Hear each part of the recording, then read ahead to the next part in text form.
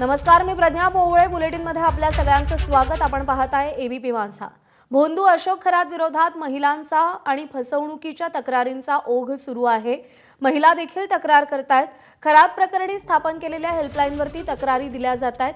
आणखी 11 महिलांनी खरातवरती लैंगिक शोषणाचे आरोप केलेत. ऊर्जा, पूजा आणि शरीर शांतीच्या बहाण्यानं शोषण केल्याचा आरोप महिलांनी केलाय. या सगळ्या तक्रारींची शहानिशा करून एसआयटी पुढची कारवाई करणार आहे. दरम्यान अशोक खरात विरुद्ध आतापर्यंत 12 गुन्हे दाखल करण्यात आलेत. त्यापैकी महिला अत्याचाराचे 8 तर फसवणुकीचे 4 गुन्हे दाखल आहेत. तसंच पोलीस कोठडीची मुदत संपत असल्यानं खरातला आज न्यायालयात हजर केलेलं होतं.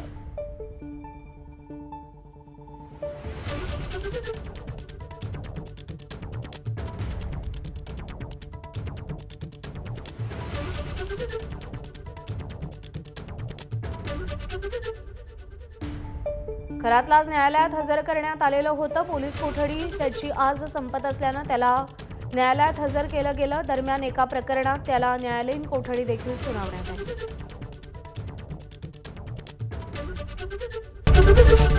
एबीपी माझा, उघडा डोळे बघा नीट.